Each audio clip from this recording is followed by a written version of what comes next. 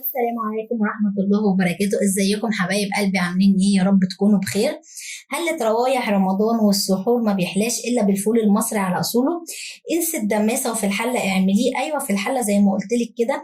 اسرع، هيكون اسرع واسهل طبق فول، وكمان هيكون لونه كهرمان. اعملي ورايا طريقة وكمان هتدعيلي. معايا كيلو فول. جبته ونقيته كويس وغسلته كويس قوي ونقعته في مية سخنة. نقعته يعني من 6 ل7 ساعات كده. بس بقى كل ساعتين كده تغيري المية بتاعته وتكون سخنة.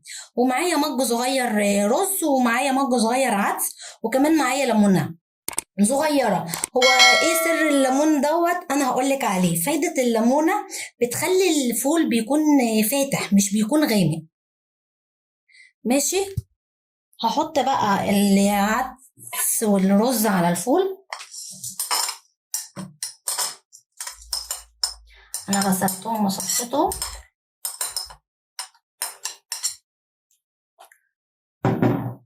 واروح جايبه الميه. حطي لترين ميه كده، مش سخنه، لا عاديه، كله هيغلي مع بعض. واروح نازله بالليمون. تمام. هولع عليه يغلي كويس، ويعني يغلي غلوه كده غلوتين، وبعد كده تروحي موطيه عليه، توطي عليه زي الشمعة كده.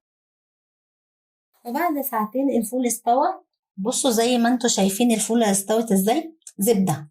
بصوا.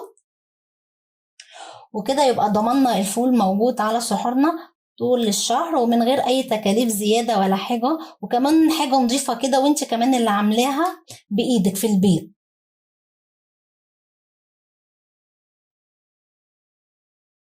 بصوا يا جماعة الفول عامل ازاي، حاجة كده يعني من الاخر تحفة بجد. جربوه كده. والفول يا جماعة بعد ما يهدى شوية بعد ما يعني الفول يهدى شوية، حط عبيه في اكياس وحطيه في الفريزر. وكده يبقى خلصنا الفيديو بتاعنا. يا رب يكون عجبكم. ما تنسوش تعملوا اعجاب وتفعلوا الجرس وتشتركوا في القناة وتشيروا الفيديو عشان الكل يستفيد. ودعوة حلوة منكم. مع السلامة.